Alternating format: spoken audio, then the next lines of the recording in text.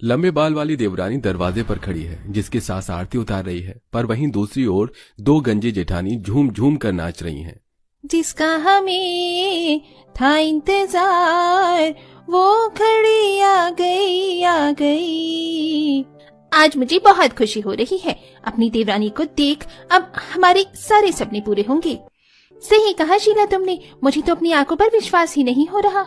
अरे पागल हो गई हो क्या तुम दोनों अपनी देवरानी देखकर जो नीचे जा रही हो? लग तो ऐसा रहा है भाई। आखिर ऐसी क्या वजह थी कि दरवाजे पर खड़ी अपनी लंबे बाल वाली देवरानी को देख दोनों गंजी जेठानी इतनी खुश हो रही थी? आखिर कौन से सपने सच करवाने वाली हैं वो दोनों अपने लंबे बाल वाली देवरानी से? आइए जानने के लिए चलते हैं कहानी में थोड़ा पीछे। माँ प्लीज मान जाओ, काव्या बहुत अच्छी लड़की है। हाँ माँ जी, मुझे भी लड़की बहुत पसंद है। देखिए ना कितनी सुंदर है और उसके बाल कितने ज्यादा लंबे हैं। मुझे तो लगता है हमारे देवर के लिए ये बिल्कुल ठीक रहेगी। माँ जी मान जाइए ना हमारे लिए प्लीज। बहू पर लव मैरिज चलती नहीं है, पर तुम दोनों इतना जिद कर रही हो तो ठीक है। शांति के हाँ बोलते ही पूरा परिवार बहुत खुश होता है। अब समय यूं ही गुजरता है और बहुत जल्द देखते ही देखते समीर की शादी काव्या से हो जाती है। और काव्या जब दुल्हन के जोड़े में समीर के साथ आती है तो एक तरफ शांति अपनी बहू का गृह प्रवेश करवा रही होती है, तो वहीं दोनों गंजी जेठानी नाच रही होती हैं और उन्हें नाचता देख काव्या मन ही मन कहती है ये तो सही स्वागत हो गया मेरा। घर में कदम रखा नहीं कि सामने दो गंजी जेठानी खड़ी होकर नाचने लगी। वैसे अब मजा आएगा, मेरे हाथों की खुजली शांत होगी जब मैं इनके गंजे सर पर तबला बजाऊंगी। अपनी गंजी जेठानियों को देख जहां काव्या मन ही मन हंस रही होती है, तो वहीं अपनी बाल वाली देवरानी को देख दोनों गंजी जेठानी खुश होती हैं। अब अगले दिन काव्या की पहली रसोई होती है, जहां वो सबके लिए खाना बनाती है।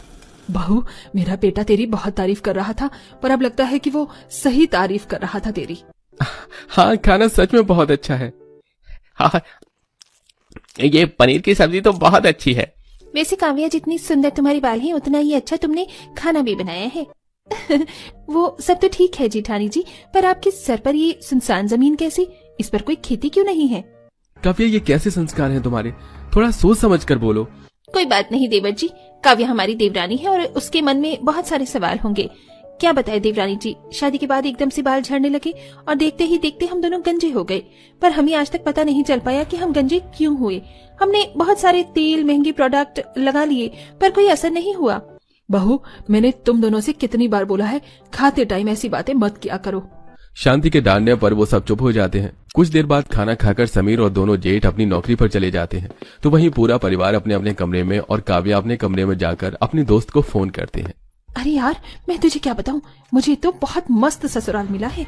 ससुराल में आते ही जो एंटरटेनमेंट हुआ मेरा, मैं तुझे बयां नहीं कर सकती। मेरी दोनों जेठानी ही गंजी हैं, उनका चमकता गंजा सर देख मेरी हंसी नहीं रुकती। तेरे लिए तो बढ़िया है ना, वैसे भी तेरे हाथों में बहुत खुशली होती है। लोगों का गंजा सर देखकर तेरे हाथ अपने आप ही तबला बजाने लगते हैं। तो अब तक तूने अपनी जेठानी के सर पर हाथ फेरा या नहीं? अभी तक मौका नहीं मिला है, पर मैं मौके की तलाश में हूँ। काव्या अपनी दोस्तों से अपनी दोनों गंजी जेठानी का मजाक बना ही रही होती है कि तभी वहाँ उसकी दोनों जेठानी आ जाती हैं और घबराते हुए फोन रख देती हैं। अरे तुम हमें देखकर डर गई? हम तुम्हारी जेठानी हैं, कोई भूत नहीं। माना कि हम गंजे हैं, पर हमसे डरने की जरूरत नहीं। और हम तो तुमसे दोस्ती करने के लिए आए हैं। तुम अभी नई हो, बोर हो जाती हो ना? वो तो है जेठानी जी। वैसे जेठानी जी, क्या मैं एक बार आपके टकले को छू सकती हूँ? दरअसल क्या है ना, मैंने इतना सुंदर टकला नहीं देखा कभी। वैसे हम अपने सर पर किसी को हाथ फेरने नहीं देते, पर तुम हमारी देवरानी हो इसलिए तुम्हें मौका दे रहे हैं। ये बात सुनते ही काव्या हाथ फेरने के बहाने अपनी दोनों जेठानी के सिर पर तमाचा मार देती है। माफ करना, लगता है गलती से मैंने आपके गंजे सर पर तबला समझकर मार दिया। आपको ज्यादा लगी तो नहीं? अगर गलती से हुआ है तो कोई बात नहीं। अक्सर बच्चे भी हमारे साथ ऐसा ही करते हैं, इसलिए हम जब भी बाहर जाते हैं तो अपना सर छुपाकर चलते हैं। वैसे तुम्हारे बाल बहुत बड़े हैं, तुमने क्या लगाया था हमें भी बताओ ना, ताकि हमारे बाल भी तुम्हारे बाल की तरह सुंदर हो जाए। बदले में जो तुम कहोगे हम वो करेंगे। अरे वाह, इतना सुनहरा मौका मेरे पास खुद चल कर आ रहा है। अब आएगा ना मजा? हाँ हाँ जेठानी जी, क्यों नहीं। वैसे आपको पता है मैं रोज अपने सर में नारियल का तेल लगाकर सोती हूँ, पर जब से शादी हुई है मौका ही नहीं मिल रहा है। अगर आप मेरे सर में तेल लगा दो तो मैं आपसे बताती हूँ कि मैं बचपन में कौन सा तेल लगाती थी जिससे मेरे बाल बड़े हुए। हाँ हाँ काव्या, क्यों नहीं, मैं अभी तुम्हारे सर में तेल लगा देती हूँ। क्योंकि शीला और सिमरन दोनों को काव्या से काम था, इसलिए वो उसकी सारी बातें मानती हैं, पर काव्या उनका फायदा उठाती है और अपनी दोनों जेठानियों से तेल लगाकर सोने का नाटक करती है। और इसी तरह कुछ दिन बीत जाते हैं और एक दिन काव्या, इतने दिन हो गए पर अभी तक तुमने कुछ नहीं बताया। अगले हफ्ते तुम्हारे जेठ जी के साथ मुझे पार्टी में जाना था, पर क्योंकि मैं गंजी हूँ इसलिए उन्होंने मुझे साथ में चलने से मना कर दिया। अब तो कुछ बताओ। दीदी, आप मुझसे नुस्खे पूछ रही हैं, जबकि मैं आपके लिए एक शैम्पू बना रही हूँ जिसे लगाने से 1 महीने में आपके सर पर बाल आ जाएंगे। पर कुछ दिनों से घर के काम ही इतने बढ़ गए हैं कि मैं आपके लिए वो शैम्पू नहीं बना पा रही। अगर ऐसी कोई परेशानी थी तो हमें बताना था, हम घर के सारे काम कर देंगे, तुम बस हमारे सर पर बाल लाने की सोचो। इस तरह एक बार फिर काव्या अपनी दोनों गंजी जेठानियों को बेवकूफ बनाकर घर के काम करवाती हैं। पहले वो दोनों मिलकर पूरे घर की सफाई करती हैं, फिर ढेरों बर्तन धोती हैं और फिर उसके बाद कपड़े धोती हैं। वो ये सब करके अपनी देवरानी के पास जाती हैं और उससे कहती हैं, हमने सारा काम कर दिया है तुम्हारा, तुम शैम्पू पर काम कर तो रही हो ना? हाँ कर रही हूँ, पर अब मुझे खाना भी बनाना है, तो पहले बना लो फिर उस पर काम करूंगी। अरे हम है ना, हम बना देंगे तुम्हारे टाइम का खाना, तुम बस वो शैम्पू बनाओ। इतना कहकर वो दोनों खाना बनाने चली जाती हैं और जब खाना बन जाता है तो काव्या एक सस्ती सी हर्बल शैम्पू को बोतल लाकर दोनों जेठानियों को दे देती है, जिसे लेकर वो दोनों अपने कमरे में जाती हैं और पीछे से वो काव्या सबको रात का खाना परोसती है। तभी शांति उससे पूछती है, काव्या, तेरी दोनों जेठानियां कहाँ है? अरे आज मैंने उनको हर्बल शैम्पू बनाकर दिया है, पूरा दिन उसमें लग गया और फिर खाना बनाया, मैं तो थक गई और वो दोनों बस उसी को लेकर अपने कमरे में जाकर अपने गंजे सर पर लगा रही हैं। ये दोनों नहीं सुधरेंगी।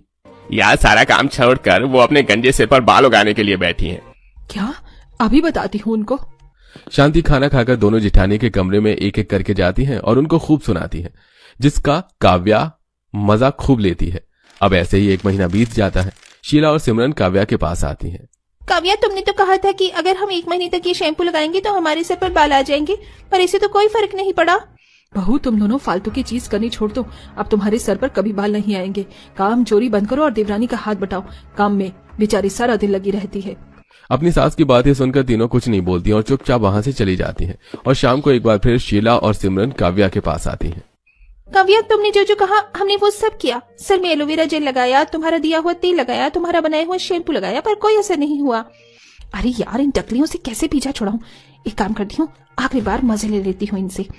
दीदी, अब तो एक आखिरी रास्ता है, इसे 100% आपके सर पर बाल आ जाएंगे। मैं भी जब सब कुछ करते करते थक गई थी तो मैंने यह नुस्खा अपनाया था। आप अंडे में लाल मिर्च पाउडर और थोड़ी सी मुल्तानी मिट्टी डालकर अपने सर पर लगा लो। सुनने में थोड़ा अजीब है पर बहुत फायदेमंद है। काव्या, तुम सच कह रही हो? अगर इसके साइड इफेक्ट हो गए तो? क्योंकि मैंने ऐसे नुस्खे कभी नहीं सुनी। दीदी, ये 100 साल पुराना नुस्खा है और अच्छे नुस्खे कोई नहीं बताता। अब मर्जी आपकी है, अगर सर पर बाल चाहिए तो देख लीजिए। सिमरन और शीला के पास अब कोई दूसरा रास्ता नहीं था, इसलिए जैसे काव्या ने बोला था वो वैसा दोनों करती हैं। पर अंडा, लाल मिर्च और मुल्तानी मिट्टी लगाने की वजह से उनके सिर में बहुत जलन होने लगती है। काव्या, इससे कितनी देर रखना है? मुझे बहुत जलन हो रही है। हम दोनों कितनी बेवकूफ हैं, सर पर बाल लाने के लिए क्या कुछ भी करने को तैयार हैं। हद होती है जेठानी जी। यहाँ मेरी भाभी दर्द से तड़प रही है और तुम हंस रही हो। तुम मेरी भाभी के हालातों का, उनकी मजबूरी का फायदा उठा रही हो, उन पर हंस रही हो। मुझे शर्म आती है तुम्हें अपनी बीवी कहते हुए। मुझे माँ की बात मान लेनी चाहिए थी। गलती की मैंने तुमसे शादी करके। भाभी, आप जल्दी से जाकर सिर धो लो, इससे पहले कि इसका कोई साइड इफेक्ट हो। जाओ जल्दी से सिर धो जाकर दोनों। अब जल्दी से शीला और सिमरन अपना सिर धोकर आती हैं, पर तब तक उनके सिर पर रेड रैशेस हो जाते हैं और ये देखकर काव्या को अपनी गलती का एहसास होता है और वो अपनी दोनों जेठानियों से माफी मांगती हुई उनसे कहती है, मुझे माफ कर दीजिए, मैंने आप दोनों की मासूमियत का फायदा उठाया। मैं भूल गई थी, एक समय पर मेरे भी बाल झड़ने लगे थे, पर गंजी होने से पहले मैंने अपना महंगा ट्रीटमेंट करवाया था। आप मुझ पर आखिरी बार विश्वास कीजिए और डॉक्टर के पास चलिए। मैं आपसे विनती करती हूँ, आपके सर पर भी बाल आ जाएंगे। बहू, एक आखिरी बार भरोसा कर ले, मुझे विश्वास है अब बहू को अपनी गलती का पछतावा हो चुका है।